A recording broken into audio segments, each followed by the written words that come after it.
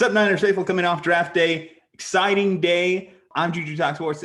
This is Jose, and we are 49 Reasons to Listen. Welcome into the show. So our last video definitely got a lot of buzz stirring in the comments section as we learned how many Mac Jones fans were definitely out there, Jose. But as it turned out, this guy was right here a couple weeks ago. Trey Lance was the pick. And how are you feeling about it so far? I was excited when the pick first came in. I don't think I had ever seen Roger Goodell like so passionately before. I'm like, what words are going to come out of your mouth, you fool? Like, please say Trey Lance. And when he said Trey Lance, I was pretty excited. I think I was a little bit more excited that the fact that it wasn't Mac Jones, but nonetheless, once you start really thinking about it and start seeing the upside of Trey Lance, you start getting really excited about the idea of him potentially leading this Niners offense with Kyle Shanahan. But yeah, I'm excited. I think just like the rest of Niner faithful, it's kind of a type of quarterback that we haven't had, especially in recent years. So I think I'm excited for that part of it as well, to see what Kyle Shanahan could cook up with him, and especially with him being the type of athletic quarterback that he is. I'm excited for it. I'm excited to see what he could bring to the table. Well, you said the word there, upside, and this is definitely what you would consider an upside pick, because we actually probably don't even expect him to start year one. That is where it's starting to lean. In fact, Jimmy Garoppolo still on this roster, as it turns out. There was a lot of buzz as we started lead up to draft day. Kyle couldn't even guarantee if we were going to be alive on Sunday. But Jimmy Garoppolo, he's very much alive on this roster. And it looks as though Trey Lance is going to be behind him. And kudos to Jimmy. Apparently, there's that report out there that he asked for Trey Lance's number immediately. I'd like, in my internal mind, to see a competitor. He probably texted him, "It's my job. It's my job. You're not taking it." Something along those lines. But I digress. That's probably not what he texted. He probably texted something like, "Hey, welcome to the team, man. Yeah, I'm not mad at all. Totally not mad." In a way, I kind of want him to be a little bit mad. Like, I hope this kind of fires him to be, maybe now he knows that his job is really in jeopardy. They drafted a guy who they're expecting to be the future of this franchise. But now it's up to really him to be like, hey, I'm the one that led you to the Super Bowl. I'm the one that's made you successful, when I do actually play. We win games when I'm under center. So I think that might actually help Jimmy Garoppolo. From all that we've heard, from what we've heard from John Lynch and Kyle Shanahan, right after they made the pick, was, yes, Jimmy Garoppolo is going to be on the team. And I think that's the ideal situation for a rookie quarterback, especially the type of quarterback that Trey Lance is. And the fact that he just didn't have that he played one game before their season was cut short. So I think he's going to need that learning curve. And then sitting behind a guy, Jimmy Garoppolo, I think that kind of helps him. He'll be able to, I think, learn from not just Jimmy Garoppolo, but I think the rest of the offense. And I think him just being on the sideline is going to help. But I think that's the ideal situation that we're looking at here. Jimmy Garoppolo hopefully stays healthy enough to where, in a way, we want to be a little bit selfish and say he plays up to a place close to what he was in 2019, and maybe we get some trade value for him. And if the worst thing is that he leads you back to the Super Bowl, it's like, hey, Jimmy Garoppolo did what he was supposed to do. But even Kyle Shanahan said it would be really difficult for them to go into the situation with the rookie quarterback and Jimmy Garoppolo not being on the team. That's just a super, super difficult situation. It's a lot to ask of Trey Lance to go in there week one and be the starter right away. And I think, yeah, it fits the timeline fantastically in terms of what you expect from this roster in the next years to come. Obviously, they want to get extensions done for guys like Fred Warner, eventually Nick Bosa. So if you tell me you have 1 year, maybe even 2 years of Jimmy Garoppolo still on the roster, taking that cap hit with his current salary structure, then you get into Trey Lance's contract, that cheap rookie contract, relatively cheap. Number 3 pick, he's going to get paid better than most. What about this dynamic, though? Yes, we made it very clear that we were more opposed to them selecting Mac Jones with the number 3 pick, just given the value of it. But Trey Lance versus a guy who is a little bit more established, played at a big university, played in the college football playoffs and the national title game. What do you think of them selecting him over Justin Fields, who eventually went at 11 to the Bears? How do you feel about that? Are you disappointed? Are you a little shocked? Based off what you've seen of the two, what do you make is the biggest pros and cons of this move? Well, I don't know if you remember or if you guys remember that whenever they first made the trade, we made a video talking about them trading to that number 3 spot. Obviously, they're not going to trade over there just to pick anybody. It's going to be a quarterback. And we kind of talked about 2 guys at the time. It was Zach Wilson, because we weren't sure what New York was going to do at the time. It was Zach Wilson and Justin Fields. And I still I'm still in the same stands with Justin Fields. I mean, I don't think he's really a guy that you go for at number 3. I know a lot of people disagree, but just seeing him, there's just something about him that I don't think he fits well enough. I think he'll do fine in a system like the 49ers with Kyle Shanahan. I think he would be okay, but I just think there's just something missing. I don't know what it is. I can't really see what it is, but there's something there that just, I don't see it with Justin Fields for some reason, because the guy, he's really athletic. He's not small by any means. And he could throw the ball pretty well, as we saw this past season in Ohio State. I don't know. There was just something there with Justin Fields that I just didn't agree with him being the number 3 pick. And obviously Kyle Shanahan and John Lynch might've saw the same thing, because it kind of seemed like after maybe like a couple weeks after they probably went to his pro day at Ohio State, the Justin Fields talk just kind of went away. So I think there was probably talk within the organization that they were going to go a different direction other than Justin Fields. So I wasn't surprised. I wasn't disappointed the fact that Justin Fields isn't going to go to the Bay Area.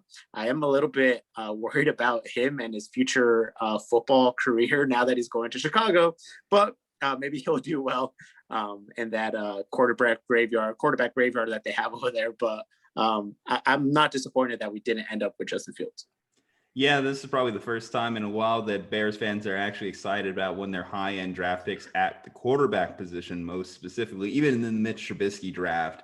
I don't think they really got excited about Mitch per se. Like I remember that pick. It was kind of like a little, yeah, cool. We got a quarterback. We'll see how he does kind of thing. It wasn't like, oh yeah, we got Justin Fields. So good as Bears fans, this isn't a Bears podcast though. So we'll kind of like move on and say this. So interesting. So you do prefer the little bit of the unknown quantity in Trey Lance as opposed to what you've seen and learned from Justin Fields. And I think that's probably what Kyle and John had to say. I will say though, like when you turn on just the highlights of the game against Clemson, you could really just like marvel at what Justin Fields was able to do.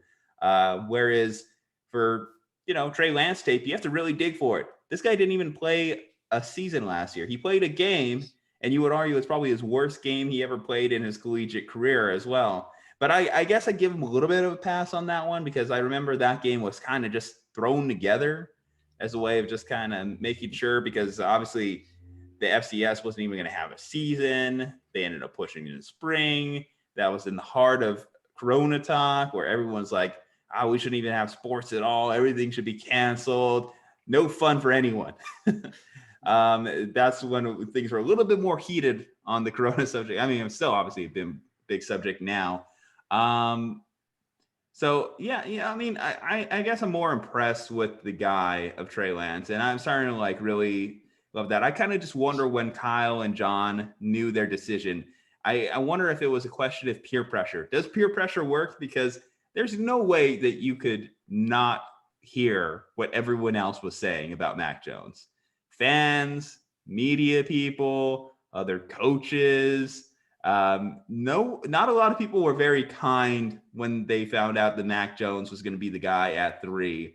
There was a few people that, even though they would put him in the mock draft at 3, you could tell they were a little reluctant. Like whenever you would hear Mel Kiper talk, I got Mac Jones going to the Niners at 3, but there was always a but with it.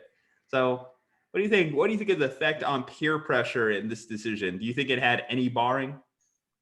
Well, I mean, we were one of those that we made a video on, like, literally, are they going to waste all that draft capital for Mac Jones? So I think it was literally, I I really do believe that Kyle Shanahan wanted Mac Jones. I think it was a combination of him and probably even his dad, because I hear that his dad is always in the draft room. He's usually spends about a month with the team. Mike Shanahan usually spends a month with the team from around April, right around draft time, all the way to like May, to kind of just look at players, and especially players that they're looking to draft. And I really do think Kyle Shanahan wanted Mac Jones. But I think John Lynch didn't want to draft Mac Jones. I think definitely Jed York. I think Jed York is definitely a guy who listens to the fans. He's on social media. He's a weirdo on Twitter. So he knows what the fans and what the media are saying when it comes to what the Niners are doing. And I wouldn't be surprised if at one point John Lynch, Jed York, and Kyle Shanahan were all in the room, and the other two had to convince Kyle that, hey, if we draft Mac Jones, it's going to be a really, really hard offseason, and it's going to be a hard few years, not just for you, but for the poor kid, Mac Jones. So I think peer pressure honestly probably did sway this decision eventually. I think Kyle Shanahan isn't dumb. He's not oblivious to all this social media talk, all this talk from the fans, all this talk from the media itself.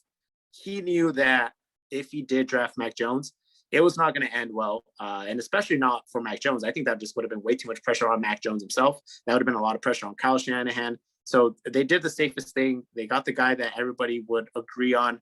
So, but I think peer pressure did have to do a little bit with them eventually steering away from Mac Jones. There's a certain beauty in picking a guy like Trey Lance. It certainly buys you a couple of years. Not that Kyle needed, obviously, signing that huge extension last year. But like if we said it, if let's say they trade Jimmy, start Mac Jones week 1, the team ends up finishing mediocre to below average, it was very likely that the seat was going to warm up a little, regardless of extension. And now that we're sitting here with Trey Lance, if Jimmy starts to suck this year or struggle or have any issues, then you have Trey Lance right behind you. And if Trey Lance comes in and he doesn't have much better success, you could always write it off as, well, he's just a rookie. So I think at least if you're Kyle and you're that coaching staff, you look at Trey Lance as an opportunity to kind of extend your time as well, reset your clock a little bit. And just an opportunity too for Kyle to really challenge himself as a play caller. Now, because I feel as though a lot of times with coaches, when they're giving full control, full player personnel control, it doesn't always seem to work out, does it? How many coaches have we seen really have that balance and to be successful? I mean, you could say Bill Belichick. Bill O'Brien. Bill O'Brien. Yeah, exactly. Chip Kelly, Niners fans, that one well. But I mean, Bill Belichick, even, obviously we're seeing the holes in his ability to player evaluate now that Tom Brady is no longer in New England. And John Gruden, complete control over there with the Raiders. They've drafted all these guys on the defensive side of the ball, yet their defense is still terrible. I think sometimes coaches need people in their ear to be able to advise them in the right direction. And I'm happy if Adam Peters, John Lynch truly had an effect on him. You mentioned Jed potentially having an effect on him. I think Jed's probably I don't know if I could put Mac Jones on one of those big posters outside of Levi Stadium and sell it to season ticket owners. I'm sure that Jed was probably also really clutching his pearls as this decision was about to go down as well. But either way, I feel like the Niners made the right call. You feel like the Niners made the right call. We'll do some more videos coming up here soon. Obviously, we got a lot of draft to go. Drafted a big offensive lineman out of Notre Dame. Hopefully, it goes better than the last time we drafted a big offensive lineman out of Notre Dame. Let us know in the comments below. Were you happy about the Trey Lance pick? Were you disappointed about the Trey Lance pick? Were you more Justin Fields? Did you actually like Mac Jones? We saw there's some of you in the comments. Let us know. Are you surprised Jimmy's on the roster still? That's another interesting point. But subscribe, and we'll have more conversations about these topics as things progress. Anyway, Niners faithful, you stay safe, happy, and healthy. We'll see you next time.